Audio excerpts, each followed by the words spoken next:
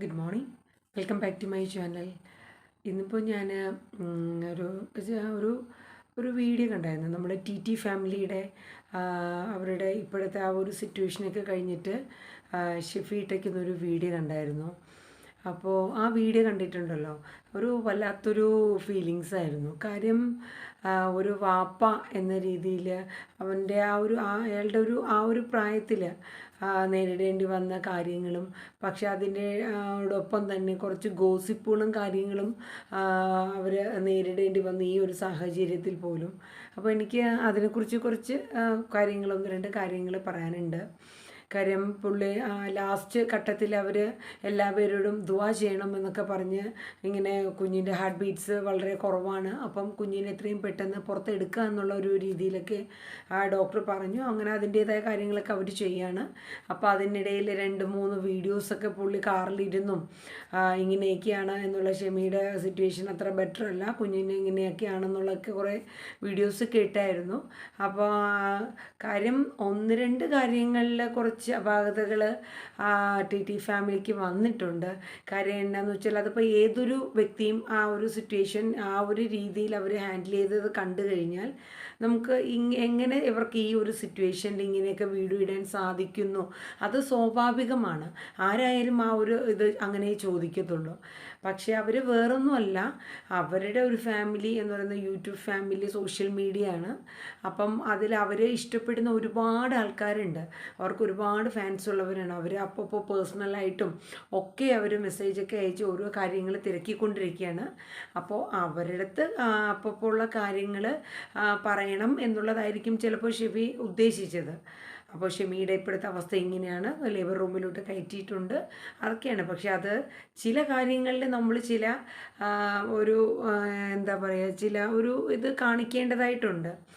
Okay, അതെന്തായാലും അങ്ങനെ ഇരുന്നോട്ടെ. പക്ഷേ ഇന്നിപ്പോൾ ഷെഫി പറഞ്ഞ കുറച്ച് കാര്യങ്ങൾ ഞാനും നമ്മുടെ ലൈഫുമായിട്ട് താരതമ്യം ചെയ്യുമ്പോൾ നമുക്കത് ഒരുപാട് ഫീൽ ചെയ്യുന്നുണ്ട്. കാര്യം എന്ന് വെച്ചാൽ, ഒരു ഡെലിവറി അല്ലെങ്കിൽ ഒരു വാപ്പ ഉമ്മ അവർക്കൊരു പ്രഗ്നൻസി അവരൊന്ന് സ്റ്റാർട്ട് ചെയ്യുന്ന മുതൽ ആ ഉമ്മയുടെയും വാപ്പയുടെയും മനസ്സിൽ അവരുടെ ആ വളർന്ന് വയറ്റിലുണ്ടാവുന്ന ആ ഉള്ള കുഞ്ഞ് എത്രത്തോളം വലുതാവണോ, എന്തോരമായി ഓരോ പിന്നെ സ്കാനിങ്ങിനും മറ്റുമൊക്കെ ഡോക്ടറെ പോയി കാണുന്ന അവസരത്തിലും വേറെ ബുദ്ധിമുട്ടൊന്നും ഇല്ലാണ്ട് അങ്ങനെ ഓരോ സിറ്റുവേഷനും വളരെ ഇതായിട്ടാണല്ലോ നമ്മൾ കടന്നു പോകുന്നത്.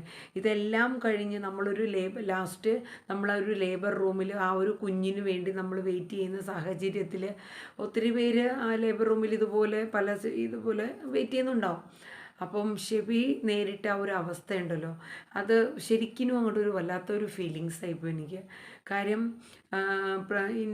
ഇങ്ങനെ നമ്മളെ പേര് വിളിക്കും, പ്രസവിച്ചു, മോന് വാവയാണ് അല്ലെങ്കിൽ മോള് വാവയാണെന്ന് പറയുന്നു, സുഖപ്രസവമാണ്, വേറെ കുഴപ്പമൊന്നുമില്ല. ഇങ്ങനെ കേൾക്കുമ്പോൾ വരുന്ന നമ്മുടെ മനസ്സിൽ വരുന്ന ഒരു വാപ്പ അല്ലെങ്കിൽ മറ്റു ബന്ധുക്കൾക്ക് ആ ഒരു ഫീലിങ്സ് എന്ന് പറയുന്നത് അത് വളരെ ഒരു ഇതാണ്. പക്ഷേ ഷെഫിനെ സംബന്ധിച്ചോളം ഷെഫിനെന്നാ നേരിട്ടൊരു സിറ്റുവേഷൻ എന്ന് പറയുന്നത് വളരെ സങ്കടകരമായ ഒരു കാര്യം തന്നെയാണ്, അല്ലേ? ഒന്ന് ഓർത്ത് നോക്കൂ. ജീവനോടെയുള്ളൊരു കുഞ്ഞിനെ ഷെമി പ്രസവിച്ചു, പെൺകുട്ടിയാണ് എന്ന് പറഞ്ഞ് അകത്തോട്ട് ചെല്ലുമ്പോൾ ഒരു ജീവനുള്ളൊരു കുട്ടിയാണ് സാധാരണ നമ്മൾ അക്സെപ്റ്റ് ചെയ്യുന്നത്. മേ ബി അവിടെ സംഭവിച്ചത് ജീവനില്ലാത്ത ഒരു പെൺകുഞ്ഞാണ്. അതാണ് ഷെഫി അവിടെ പറഞ്ഞത്. അപ്പോൾ അതിനെ കുറേ നേരം ഈ വെയിറ്റ് ചെയ്തിരുന്ന ടൈമിലും ഒരുപാട് പേര് ഇങ്ങനെ കുഞ്ഞുണ്ടായെന്ന് പറയുന്നു. അവരുടെ അപ്പന്മാർ അല്ലെങ്കിൽ മറ്റു പാരൻ്റൊക്കെ മറ്റു റിലേറ്റീവ്സൊക്കെ മിഠായിയും മറ്റുമൊക്കെ കൊടുത്തുള്ള ഒരു സിറ്റുവേഷൻ ഷെഫി അവിടെ ഇരുന്ന് കാണുന്നുണ്ട്. അപ്പോൾ തൻ്റെ ജീവിതത്തിൽ വന്ന ഈ ഒരു വലിയൊരു നഷ്ടം അല്ലെങ്കിൽ ആ ഒരു സിറ്റുവേഷൻ ഷെബിയെ സംബന്ധിച്ചും അല്ലെങ്കിൽ ഷെമിയെ സംബന്ധിച്ചാണെങ്കിലും അവരെ മറ്റ് ബന്ധുക്കൾക്കാണെങ്കിലും വളരെ ഒരു സങ്കടകരമായ ഒരു കാര്യം തന്നെയാണ്, അല്ലേ? നമുക്കറിയാം, നമ്മുടെ ലൈഫിലാണെങ്കിൽ നമ്മൾ ഡെലിവറി ആയിട്ട് നമ്മൾ ഭാഗത്ത് പോകുന്നു, നമ്മുടെ ഹസ്ബൻഡും മറ്റു റിലേറ്റീവ്സും ഒക്കെ വെയിറ്റ് ചെയ്യുന്നു. അത്രയും നേരം കഴിഞ്ഞ് ഇങ്ങനെ കുട്ടി ഉണ്ടായി എന്ന് പറയുമ്പോൾ ഉള്ളൊരു സന്തോഷം, അത്രയും സങ്കടം മാറി ആ വരുന്നൊരു സന്തോഷമുണ്ടല്ലോ, അത് നമുക്ക് എത്ര പറഞ്ഞാലും അത് പറഞ്ഞറിയിക്കാൻ പറ്റുന്നൊരു കാര്യമില്ല. അപ്പോൾ ഷെബിയെ സംബന്ധിച്ചാണെങ്കിലും അവരുടെ ജീവിതത്തിൽ അവർ ഒരുപാട് പ്രതിസന്ധികൾ നേരിട്ടിട്ടുണ്ട്. കാര്യം അവർ ഫാമിലിയിലാണെങ്കിലും മറ്റു ബന്ധുക്കളുടെ ഇടയിലാണെങ്കിലും പിന്നെ ഫ്രണ്ട്സിൻ്റെയും മറ്റുമൊക്കെ ഒരുപാട് ഗോസിപ്പുകൾ നേരിട്ടവരാണ്.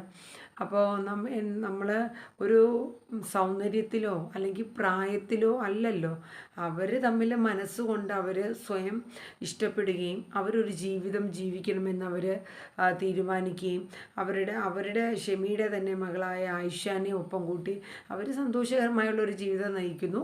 അതിനിടയിൽ അവർ രണ്ടാമത് പ്രഗ്നൻ്റ് ആവുകയും ആ വിവരവും മറ്റ് സോഷ്യൽ മീഡിയയിലും മറ്റും പങ്കുവെച്ച് സന്തോഷകരമായി പോയി. പക്ഷെ അവരുടെ ജീവിതത്തിൽ ഇങ്ങനൊരു സിറ്റുവേഷൻ അവർക്ക് നേരിടേണ്ടി വന്നു.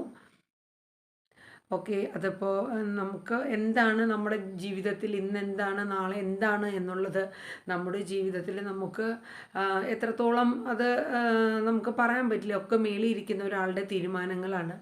എന്തായാലും ജീവിതത്തിൽ അവർക്ക് ഇങ്ങനെ വന്ന് സംഭവിച്ചു പോയി.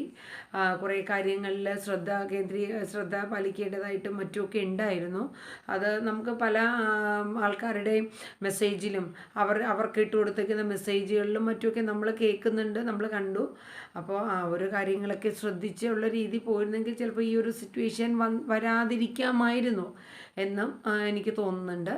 അപ്പോൾ എന്തൊക്കെയാണെങ്കിലും ആ ഫാമിലിക്ക് അള്ളാഹുവിൻ്റെ ഒരു ഇതെല്ലാം ഇത് ദുആയും ഞങ്ങളുടെ ദുആയിലൂടെ പെടുത്തി അവർക്ക് എല്ലാവിധ ഒരു ആത്മധൈര്യവും കൊടുക്കട്ടെ എന്ന് ഞാൻ എൻ്റെ ഫാമിലിയും ആഗ്രഹിക്കുന്നു.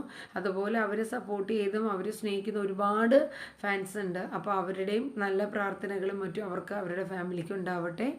ഷെമിക്ക് ഇതിൽ നിന്ന് റിക്കവറായി വന്ന് പഴയ ഒരു രീതിയിലോട്ട് എത്താനും പറ്റട്ടെ എന്ന് ഞാൻ ഷെമിക്കും എത്താൻ പറ്റട്ടെ എന്ന് ഞാൻ ദുആ ചെയ്യുന്നു. ഒപ്പം തന്നെ ആയിഷ മോള് ഒരു ബേബി വരാൻ പോണു എന്നുള്ള ഒരു ഇതൊക്കെ ഇത്രയും നല്ലൊരു കുഞ്ഞു മനസ്സല്ലേ അവളുടേതും. ആ മോള് അത്രയും കാത്തിരുന്ന ഒരു വാവ ഇല്ല എന്നറിയുമ്പോൾ ആ കുഞ്ഞു മനസ്സിലും ഒരുപാട് വിഷമം ഉണ്ടാവും. അപ്പോൾ ആ ഒരു സിറ്റുവേഷനൊക്കെ കടന്ന് അവർക്ക് ഇനിയും പഴയതുപോലെ തന്നെ സന്തോഷമായിട്ട് മുന്നോട്ട് പോകാൻ പറ്റട്ടെ എന്ന് ഞാൻ ദുആ ചെയ്യുന്നു. നമുക്ക് എന്താ പറയുക, ഓരോ നമ്മുടെ ലൈഫിൽ പല പല സിറ്റുവേഷൻസ് നമ്മൾ അനുഭവിക്കേണ്ടി വരും. ഇപ്പോൾ എൻ്റെ ഞങ്ങളുടെ ഒരു ഫാമിലി ഫ്രണ്ട് ഒരു ആൻറ്റി ഉണ്ട്. അപ്പോൾ ആൻറ്റി ഇന്നലെ രാത്രി ഞാൻ കിടക്കുന്ന ടൈമിൽ ഇന്നലെ രാത്രി ആൻറ്റി വിളിച്ച ഒരു മരണം ആൻറ്റിയുടെ അതായത് ആൻറ്റിയുടെ സ്വന്തം ബ്രദറിൻ്റെ മോനാണ്. 54 വയസ്സേ ഉള്ളൂ. അപ്പോൾ പുള്ളിക്ക് 3 മക്കളുണ്ട്. അതിൽ ഒരു മോൻ കല്യാണം കഴിച്ചു, 3 ആൺമക്കളാണ്. അപ്പോൾ 2 പേര് പഠിത്തവും കാര്യങ്ങളൊക്കെ ആയിട്ട് നിൽക്കുന്നു.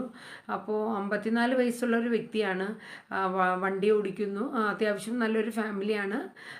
പിന്നെ അച്ഛനും അമ്മയൊക്കെ ഉണ്ട്, എല്ലാം സുഖമായിട്ട് പോണു. ആ നാട്ടിലും ബന്ധുക്കളുടെ ഇടയിലാണെങ്കിലും എല്ലാ കാര്യത്തിലും ഒരു ഇൻവോൾവ് ആയിട്ടുള്ള ഒരാളാണ്. എല്ലാവർക്കും ഒരുപോലെ ഇഷ്ടമാണ്. അങ്ങനെ പോണ ഒരു വ്യക്തിയായിരുന്നു. അപ്പോൾ ഇതിന് മുന്നേ ഒരു ചെറിയ സ്ട്രോക്ക് വന്നിട്ടുണ്ടായിരുന്നു എന്ന്. അപ്പോൾ ഒരു 2 ദിവസം മുന്നേ പുള്ളിക്ക് പെട്ടെന്നൊരു സ്ട്രോക്ക് വരികയും പെരുമ്പാവൂർ ആശുപത്രിയിൽ കൊണ്ടുപോയി. അവിടെ നിന്ന് പിന്നെ എമർജൻസി ആയിട്ട് കോളഞ്ചേരിയിലോട്ട് കൊണ്ടുപോയി. നേരത്തോട് നേരം പുള്ളി മരണപ്പെട്ടു. അപ്പോൾ ആ ഫാമിലിക്ക് ഭയങ്കര എന്ന് വെച്ചാൽ അപ്രതീക്ഷിതമായിട്ടുള്ള ഒരു ഇതാണ്. വൈഫ് ഇപ്പോഴും റിക്കവർ ആയിട്ടില്ല. പുള്ളിക്കാരത്തി ഹോസ്പിറ്റലൈസ് ആണ്. കാര്യം ഇത് താങ്ങാൻ പറ്റാത്തൊരു സിറ്റുവേഷൻ. അതാണ് നമ്മുടെ മനുഷ്യൻ്റെ അവസ്ഥ എന്താണ്, ഇന്ന് എന്താണോ നാളെ എന്താണ് എന്നൊന്നും നമുക്ക് പ്രെഡിക്റ്റ് ചെയ്യാൻ പറ്റില്ല.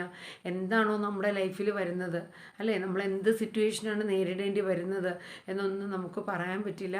പക്ഷേ ആ ഒരു ഫാമിലിക്കാണെങ്കിലും ഇതൊക്കെ ഒന്ന് തരണം ചെയ്ത് മുന്നോട്ട് പോകാനുള്ളൊരു ഇത് ഉണ്ടാകട്ടെ എന്ന് ഞാൻ ഇതിനോടൊപ്പം ദുആ ചെയ്യുന്നു. അതോടൊപ്പം തന്നെ നമ്മുടെ ടി ഫാമിലി ക്ഷമിക്കും ഐഷ മോക്കും നല്ലൊരു ലൈഫ് ഇനി അങ്ങോട്ട് ഉണ്ടാകട്ടെ എന്ന് ഞാൻ ദുആ ചെയ്യുന്നു. Thank you so much.